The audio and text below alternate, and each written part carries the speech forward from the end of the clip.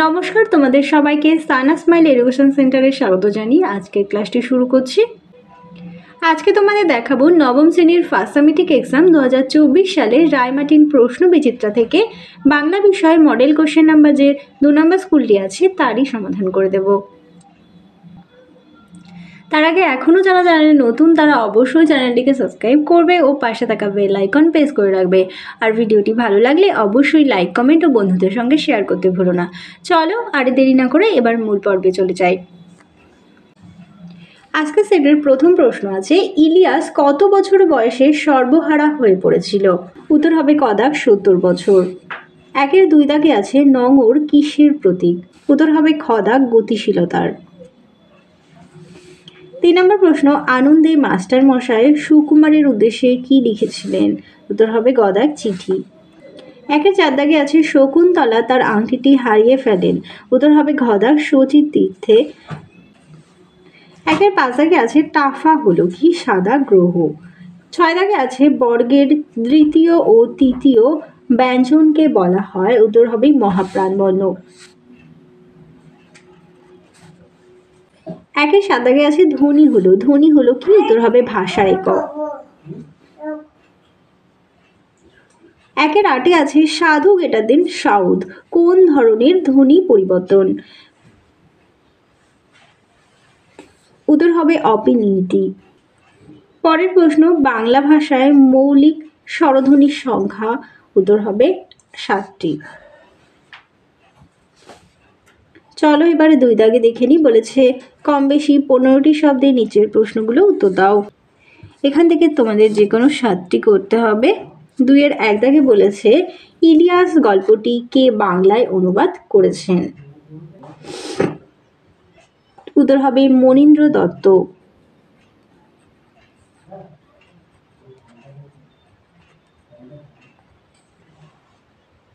2 এর 2 দাগে আছে উচ্চনাদে কলিঙ্গে কিসের ডাক শোনা গিয়েছে?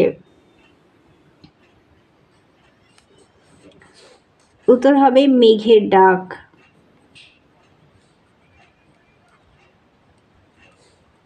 পরের প্রশ্ন দেখো, 2 এর 3 দাগে আছে এই লজ্জা আমি কোথায় রাখবো?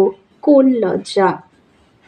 উত্তরটি তোমরা লিখবে দাম গল্পের কথক তার মাস্টার মশাইকে নিয়ে লেখা গল্প একটি সাহিত্য পত্রিকায় 10 টাকার বিনিময়ে বিক্রি করেছিলেন। কথক একেই লজ্জা বলেছেন। 2 এর 4 দাগে আছে রাজা দুষ্মন্তের শালকের কাজ কি ছিল? এটা উত্তর হবে নগর রক্ষা করা।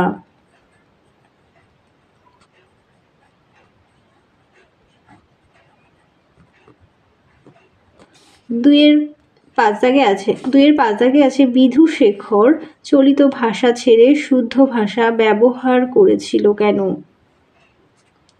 উত্তরটি হবে প্রহ্লাদের মুখে রামায়ণ মহাভারত শোনার ফলে বিধুশেখর চলিত ভাষা ছেড়ে শুদ্ধ ভাষা ব্যবহার করেছিলেন। এরপরে দেখো 2 এর 6 দাগে আছে সন্ধি বিচ্ছেদ করো নীরব হবে নি বিসর্গযুক্ত রব। 2 এর 7 দাগে আছে পিত্রালয়। 2 এর 7 দাগে আছে পিত্রালয় হবে পিতৃযোগালয়।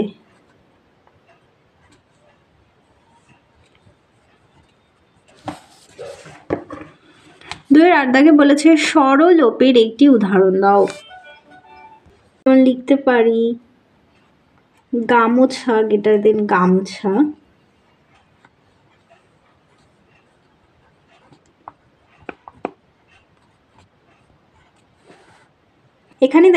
এখানে দেখো গামোছা থেকে গামছা এসেছে। মাঝখানে যে স্বরধ্বনিটা ছিল সেটা এখন আর নেই, তাই এটি মধ্য স্বরলোপের উদাহরণ আমি দিলাম। তোমরা আদি স্বরলোপ, অন্ত স্বরলোপ যে কোনো একটা উদাহরণ দিলেও হবে। 2 এর 9 দাগে আছে কোন মৌলিক স্বরধ্বনির লিখিত রূপ বাংলা বর্ণমালায় নেই? উত্তরটি হবে এ, যে অয় জফলা আকারে এ যে মৌলিক স্বরধ্বনিটা আছে, এই এ মৌলিক স্বরধ্বনিটির লিখিত রূপ কিন্তু বাংলা বর্ণমালাতে নেই। চলো এবারে 3 দাগের প্রশ্নগুলো দেখে নিই। তিনের এক দাগে বলেছে, না পায় দেখিতে কেহু রবির কিরণ, কারা কেন রবির কিরণ দেখতে পাননি। আমি তোমাদের 3 নাম্বার আর ভাব সম্প্রসারণের পর্যন্তই তোমাদেরকে দেখাবো, আর যে 5 নাম্বারের প্রশ্নগুলো আছে সেগুলো তোমরা বই থেকে পড়ে নিও। উত্তরটি দেখো, মধ্যযুগের কাহিনী। কাব্যকার মুকুন্দ চক্রবর্তীর কলিঙ্গ দেশে ঝড় বৃষ্টি কাব্যাংশে লক্ষ্য করা যায়। কলিঙ্গের আকাশে হঠাৎ দেখা যায় দুর্যোগে আকাশ কালো মেঘে ঢেকে গেছে। ঈশান কোণ থেকে ধেয়ে আসছে অবিরাম বিদ্যুৎ ঝলক, গুরুগম্ভীর মেঘধ্বনি ও মুষলধারে বৃষ্টি হতে থাকে। কালো মেঘের জন্য কখন দিন কখন রাত কিছুই বোঝার উপায় ছিল না। 7 দিন ধরে অবিচ্ছিন্ন বৃষ্টিপাতের ফলে কলিঙ্গবাসীরা সূর্যের মুখ দেখতে পায় না। এই কারণে কবি এমন মন্তব্য করেছেন। 3-এর 2 দাগে আছে, শকুন্তলা অপমানিতা হলেন রাজসভায়। শকুন্তলা কে? শকুন্তলার এই অপমানের কারণ কি ছিল? দুর্বাসা মুনির অভিশাপে অভিশপ্ত শকুন্তলার স্বামীর কাছে স্বীকৃতি পাওয়ার একমাত্র অবলম্বন ছিল রাজার দেওয়া আংটি। শচীতীর্থে স্নানের পর সেটি হারিয়ে শকুন্তলা যখন রাজা দুষ্মন্তের রাজধানীতে পৌঁছায়, তখন রাজা কোনো মতেই তাকে চিনতে পারেননি। দুর্বাসার অভিশাপ অনুযায়ী কোনো নির্দেশন না দেখাতে পারলে রাজা তাকে ভুলে যাবেন। তাই কোনো নিদর্শন দেখিয়ে স্ত্রীর দাবি প্রতিষ্ঠা করতে পারেনি শকুন্তলা। এই কারণে রাজসভায় তিনি অপমানিত হন। পরের প্রশ্ন দেখো, 3-এর 3 দাগে বলেছে, 3-এর 3 দাগে আছে, সে একেবারে সর্বহারা হয়ে পড়ল। এখানে সে বলতে কার কথা বলা হয়েছে? সে কিভাবে সর্বহারা হয়ে পড়ল? এখানে সে বলতে ইলিয়াসের কথা বলা হয়েছে। প্রথম জীবনে ইলিয়াস দরিদ্র থাকলেও 35 বছরের অক্লান্ত পরিশ্রমে অনেক সম্পত্তির অধিকারী হয়েছিল সে। কিন্তু বড়লোক হওয়ার সঙ্গে সঙ্গে তার ছেলেরা অলস হয়ে পড়েছিল। বড় ছেলেটি মহামারীতে মারা গেল। ছোট ছেলেটি এমন এক ঝগড়ুটে বউ বিয়ে করে আনলো যে বাবার আদেশ অমান্য করতে শুরু করলো। ফলে বাড়ি থেকে বিতাড়িত হন। একসময় ছোট ছেলেকে সম্পত্তি দিতে গিয়ে ইলিয়াসের সম্পত্তির টান পড়ল। এরপর তার ভেড়ার পালে মোরগ লাগলো। তার পরের বছর দুর্ভিক্ষে অনেক গরু মোষ মারা গেল। ইলিয়াসের সবচেয়ে ভালো ঘোড়াগুলো চুরি হয়ে গেল। এইভাবেই সে সর্বহারা হয়ে পড়ল।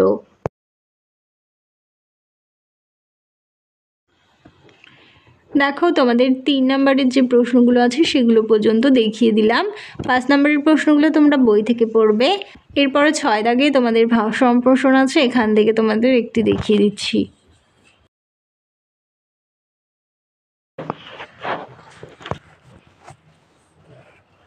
শুধুমাত্র নিজের জন্য আমরা যা রাখি তা রাখা অর্থহীন, কারণ তা চিরকাল থাকে না।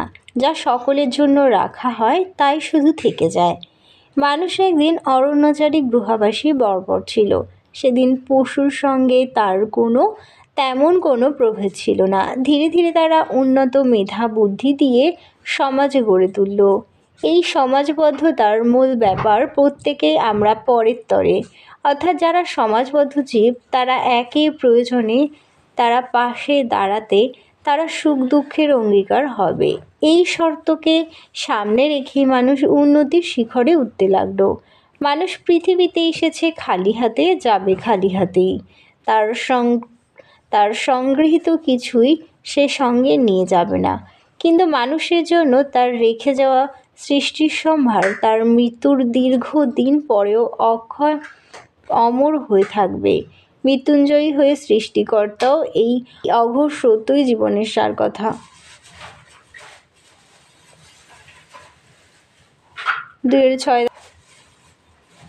6-এর 2 দাগে আছে, যারা শুধু মরেন কিন্তু নাহি দেয় প্রাণ, কে কভু কাহাদের করেনি সম্মান। জীবন যেমন আছে তেমনি মৃত্যু আছে। জন্ম নিলে একদিন মরতে হবে, এটাই পরম সত্য। কালের নিয়মে যারা মৃত্যুবরণ করেন তাদেরকে আমরা কয়েকদিনের জন্য মনে রাখি, কিন্তু যারা অপরের মঙ্গলের জন্য নিজের প্রাণের মায়া ত্যাগ করে প্রাণ দিয়েছে তারাই চিরস্মরণীয় হয়ে থাকেন। সকলের কাছে তারা সম্মানের পাত্র হন, সমাজ এবং দেশ তাদের প্রতি শ্রদ্ধাশীল থাকে। পরাধীনতাকালে বহু বিপ্লবী ভারতবর্ষকে স্বাধীন করার জন্য স্বেচ্ছায় নিজেদের জীবনকে উৎসর্গ করেছিলেন। স্বাধীনতার এতকাল পরেও তারা আমাদের কাছে সমানভাবে স্মরণীয় ও বরণীয় হয়ে আছেন। কিন্তু সেই সময়ে এমন অনেক মানুষ ছিলেন যারা বিলাসিতার মধ্য দিয়ে জীবন অতিবাহিত করেন এবং বয়স বাড়ার সঙ্গে সঙ্গে মৃত্যুবরণ করেন, এবং আমরা তাদের প্রতি সম্মান প্রদর্শনও করি না। স্বার্থচিন্তা করে নয়, বরং পরহিতের মাধ্যমেই মহান মানুষেরা ইতিহাসের স্থান করে নেন। চলো তাহলে তোমাদের 2 নম্বর মডেল সেটটি সমাধান করে দিলাম। আবারও দেখা হবে পরবর্তী আরেকটি সেট নিয়ে। সবাই ভালো থেকো, সুস্থ থেকো।